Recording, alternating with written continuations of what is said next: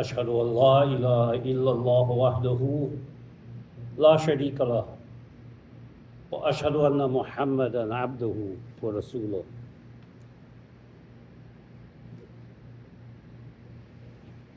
أما بعد فأعوذ بالله من الشيطان الرجيم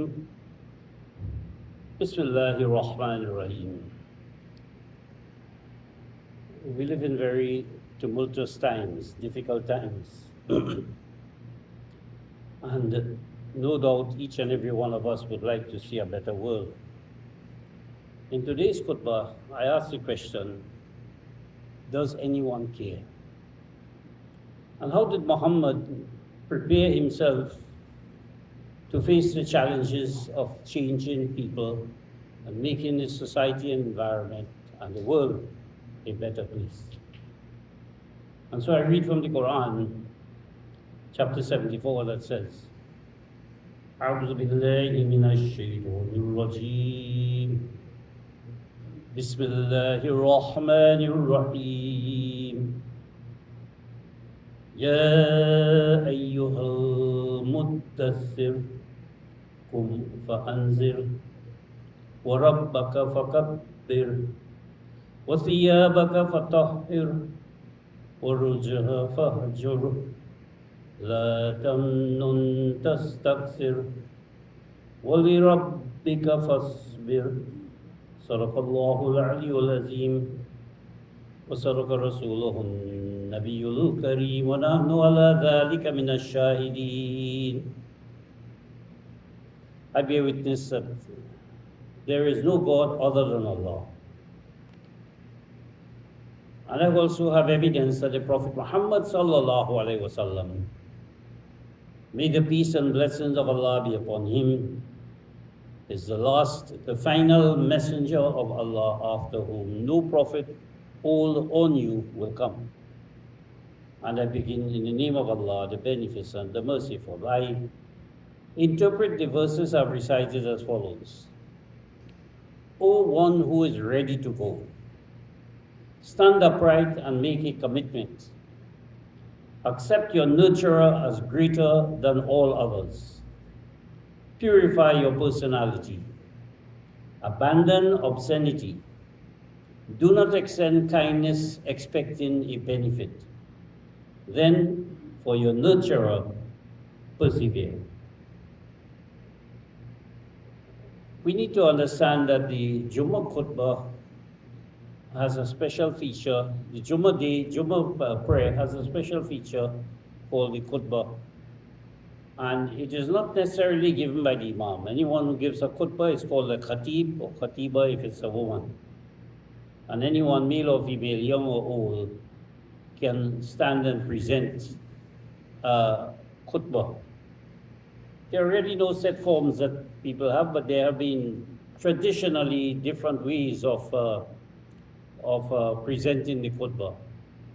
In this Jamaat many years ago, the Imam would simply recite verses of the Quran in the first and in the second khutbah without the other normal expressions that we have, and there was nothing wrong with that. But what is important, that is in the khutbah itself, the Quran tells us in Surah Jummah, chapter 62.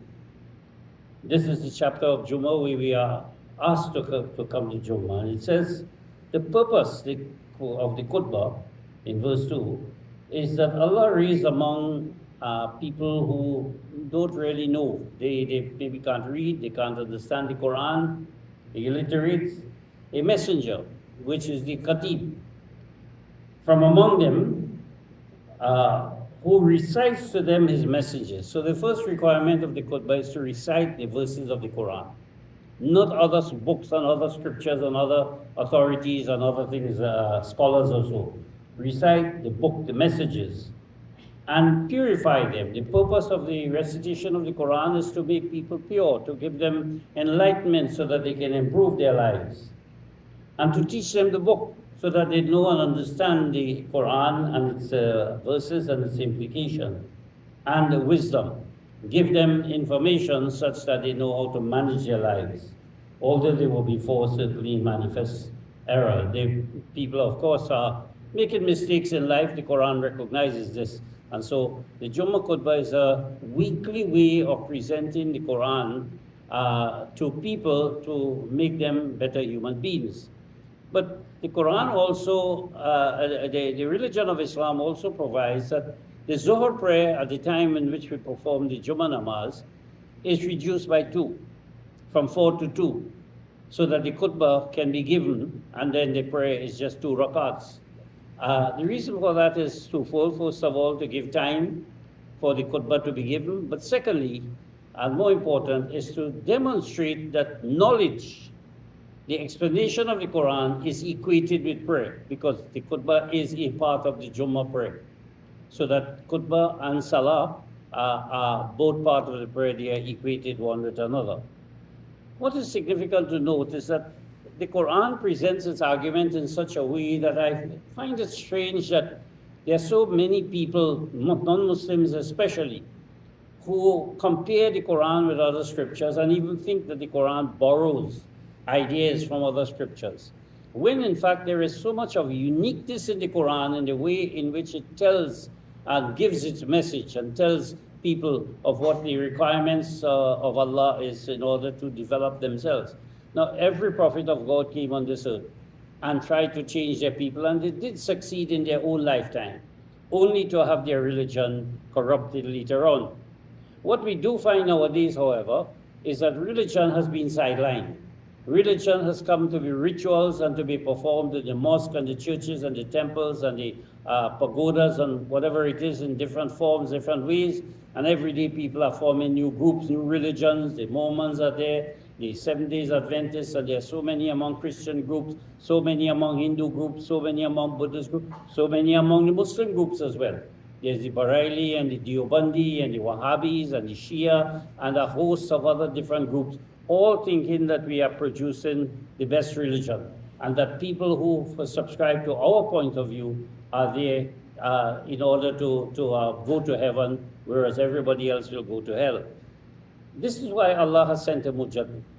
And this is the purpose of the Ahmadiyya movement. It's not a new sect. It's not just to make an additional sect to what is there, but it is to bring all segments of the Muslim community and all segments of other religions as well under one understanding of what religion really is, and what's the purpose of religion, and how people can be guided so that you can have a society and a world in which there is harmony, not hostility. But as I said, unfortunately, religion has been sidelined. It's separate, the church and state is separate from the state. And so we find that within last couple of days, there have been leaders, about 65 world leaders, numerous businessmen who have met in a city called Davos in Switzerland to try to bring peace to the world. And they have failed. In fact, they have realized there's no more global rift. The different superpowers are there, and they are fighting among themselves. There's lack of leadership. Some people are bullying others, and all sorts of problems there are. Now, how long will we have a world with leadership having no solutions for improving human relations? How long? We see there are so many wars, there are so many problems, there's crime, there's poverty, there are so many issues in the world. But all they're talking about is an economic forum. World Economic Forum is what they had there. In other words, the big rich people want to see what kind of deals we can make in order that we become richer. But the rest of the world, poverty, sickness, disease, all of these things are not discussed at this, and there's no solution, even to ending the existing wars that are there, that are being financed by these countries themselves. And the question arises, does anyone care? Who cares?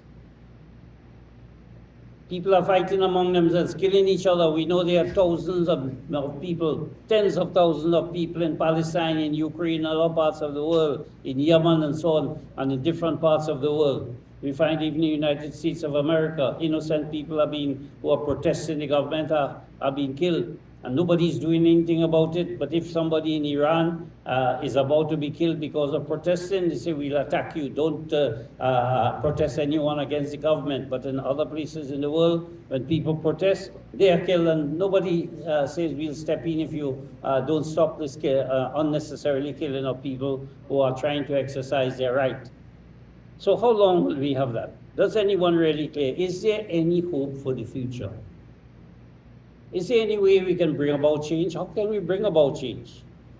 We have to look at what happened in history by one man who changed his world. Now, when I say one man, and I refer to the Prophet Muhammad, he's not really one man. He is a man who embodies in his personality all the prophets who came before him. So in other words, he is not only Muhammad, he is Moses, he is David, he is Solomon, he is Jesus Christ, all the teachings that are there, because those are the teachings we find in the Quran. So he has taken the best of all of these teachings, and he has taken it, but he has been given by Allah the best of all of these teachings in the Quran so that he can implement it. And Muhammad therefore spent 15 years pondering for a solution to the challenges of his time in the cave of Hira. And he was given a tool. He was given a tool, and that tool was the Quran with instructions. The Quran that was revealed to him gave him certain instructions. Ikra bismi rabbikal ladzi. It was an instruction that he was given. Read, acquire information about the attributes of the one who nurtures you. But then how was he to do that? And after those 5 verses, he waited. He waited. What more instructions? How can I apply this tool? And then this chapter 74 was revealed after 6 months. And later on, chapter 73 was revealed as well. And each of these chapters have certain instructions of how to go about changing your society. In chapter 74, it deals first of all with his own self, his normal self, his moral self. In chapter 73, it goes a little deeper and speaks about his spiritual self, how he can purify himself spiritually. So that he had to first prepare himself to use that tool. Now, we know, for example, if a person wants to operate a vehicle, wants to be a driver, before he or she even starts the car, they are given instructions. You sit, you have to put on your seatbelt. You have to fix your rearview mirrors. You have to make sure your vehicle is in park, the handbrakes is up. A lot of things you have to be, because you haven't even started the vehicle yet, but there are instructions which are given of how you should operate this vehicle safely. And then you begin to, the instructor will tell you what to start the vehicle and other things as well. So before even utilizing this tool of the Quran, Muhammad had to take certain precautions. He had to do certain things. And if these instructions apply to him, and now the Quran says, Ya ayyuhal muddassir. So people say, okay, that means, one who is wrapped up. Muhammad is not mentioned here. He puts on what is called a disar. Disar means a coat. So if this applied to Muhammad, as it did apply. It was the first instruction given to him, but he's no longer here. Why is this verse still in the Quran? Why is Allah just telling us that, one who is wrapped up, and applied to something that happened over 1400 years ago? The very fact that Muhammad is not mentioned means that this verse is not only applicable to Muhammad, but applicable to others as well. When you look at the words in this chapter, as in other parts of the Quran, they have, Arabic is such a language that it has what is called root meanings. And with these root meanings, you can understand how to apply the teachings of the Quran. Let's say, for example, you have a word qatal, which is translated as kill. And people say, okay, well, when the Quran uses the word qatal, it means kill. And they take that word kill only in one way, that is to kill a human being. When in fact the word qatal does not mean to kill. It means to constrain, it means to temper, it means to overpower. Now in doing so, there may be a process of killing. And that's how the killing comes about. But the word does not mean to kill. It means to overpower. And so what the Quran is saying is that any enemy, you try to overpower it. We use the word kill in English for so many ways, other than killing a human being. Even the word battle or fight, the fight against cancer, the fight against illiteracy, the battle against crime, doesn't mean necessarily killing people. It means lessening the effect of it, breaking the power. A disease, and you give it medication, you're breaking the potency, the ability of the disease to spread. That's why you have the antibiotics and the chemotherapy, and you have the steroids, and you have so many other painkillers and so on. It is a means of alleviating the pain and the obstruction or the challenges that are there before. And the word qatl means that. Therefore, why do we, and the Quran, the word qatl is used in the Quran other than killing. Yet still people tend to confine the word qatl only to killing of a human being. When if you remove that word kill and you use the word temper or you use the word overpower, you find that it makes sense in almost every case. So that it's the same here. There are words in the Quran that are capable of other interpretation. You have the word mu'min and kafir, for example. And people say, if you're not a mu'min, you're kafir. Kafir means you're outside the pale of Islam. The word mu'min means to have peace inside, inner peace. And Islam means outer peace. And kafir means ungrateful, failure to make use. It doesn't mean disbelief. But people use it as an opposite of iman. So when we look at the words of the Quran, we will find that it has a wide meaning and application. So what the Quran is pointing out to us is that these verses apply to Muhammad, but he is no longer present. And they must therefore apply to any and all who wish to bring change in their or in our own environment, in our space. Anytime you want to bring change. What are these instructions in this particular chapter? And there are other chapters that give other instructions as well, because in different situations, in different environments, you'll get different instructions.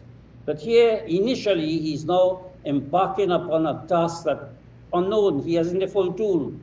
He hasn't all the attachments to that tool, because there will be different segments and situations that will arise that he'll need to put a different attachment to the tool. And so the verses of the Quran will reveal piecemeal in different situations at different times, giving him the necessary attachment to the Quran so he'll be able to apply it in that particular society.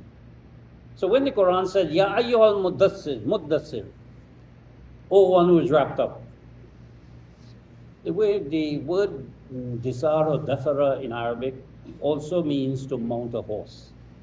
You mount a horse and then you ride off. But it also means, disar means a coat. It means to put on a coat.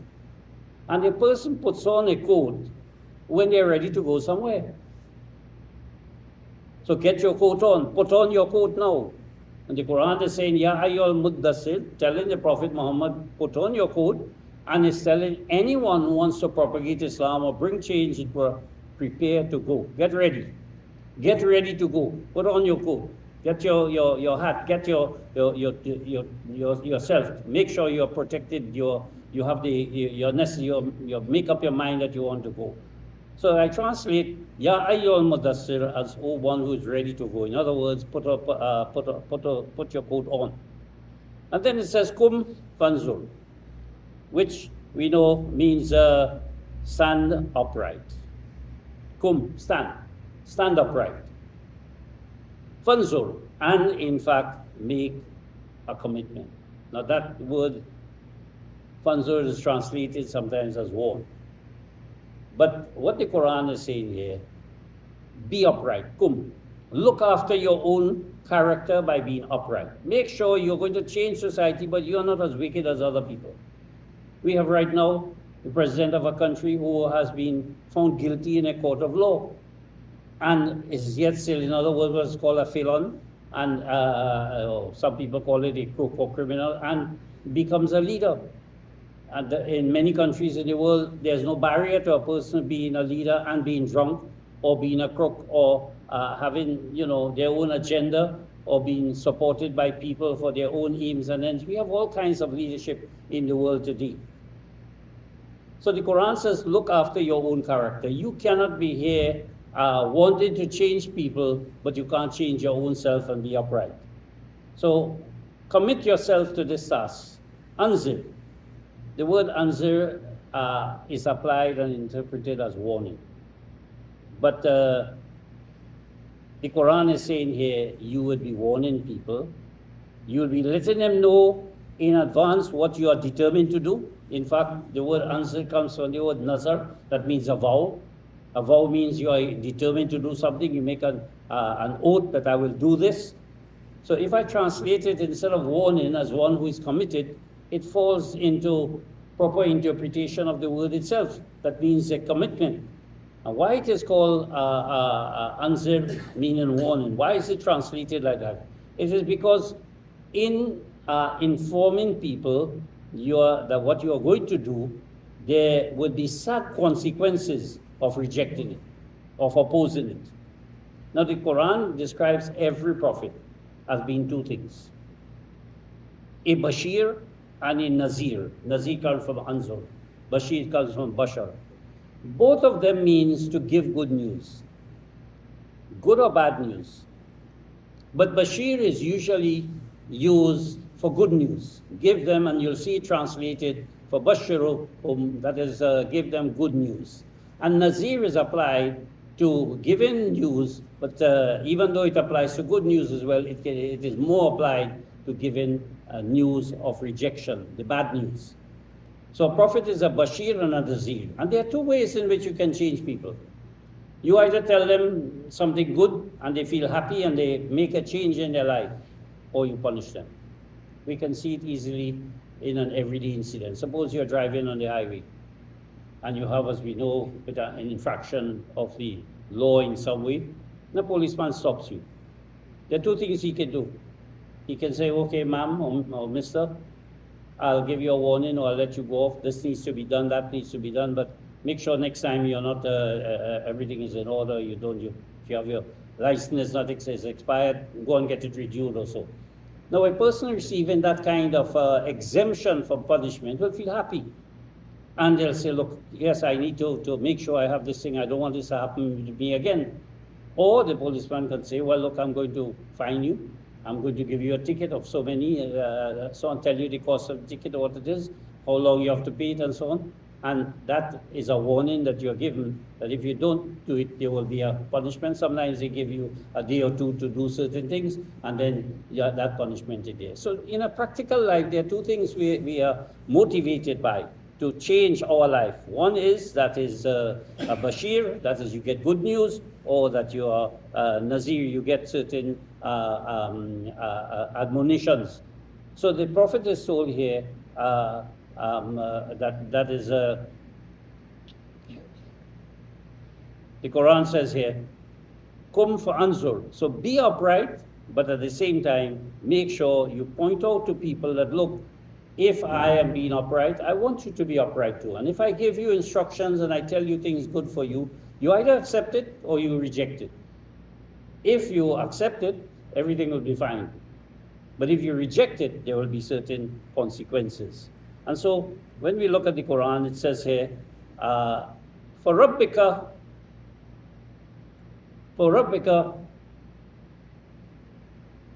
fakabbir. And it says your nurturer.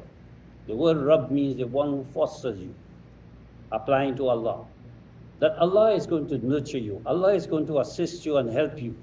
So accept your nurturer as fakabbir, greater than all others.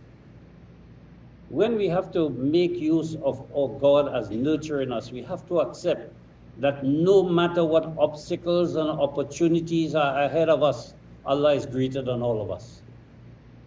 All of these. We can see an opportunity and it is not good for us. And Allah can stop that opportunity at some point in time and say, don't go in that direction. We are enticed by something, this is an easy way, I know I can do it. On the other hand, there can be obstacles in the way. And we are afraid to go forward. But Allah is greater than that. He can give you the courage and give you the guidelines that you can overcome that obstacle, whatever it may be. Not only with regards to propagation of Islam, but changing your environment, your health, your home, your finances, your community, your society. And then it says, he continues by saying, وَثِيَابَكَ فَطَهِّرْ. And normally this is translated as your garments, purify your garments. But the word siyab means something which you return to. And in Arabic language, it is used it also to mean your personality, your nafs, your soul. And so it cannot mean here, siyabaka fatahir, to purify your personality. Make sure your personality is something that you always keep it upright.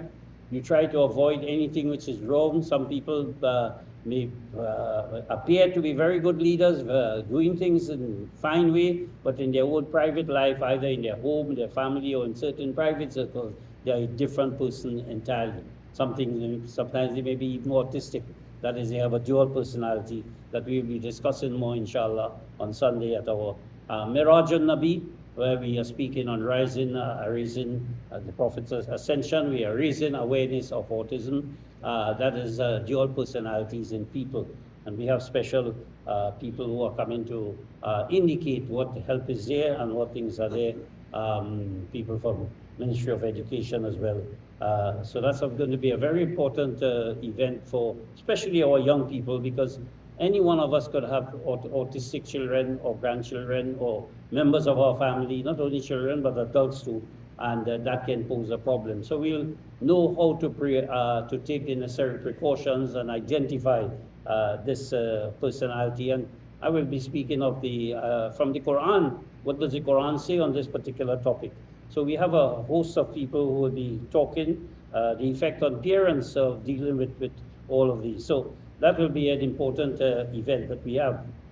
And then the Quran says, goes on to say, وَثِيَابَكَ فَطَهِّرْ وَالرُّجْزَ فَاهْجُرْ. وَالرُّجْزَ فَاهْجُرْ. Normally it means I think abstain from impurity or filth or any kind of, but I translate here as abandon obscenity. Now, obscenity does not necessarily mean nakedness.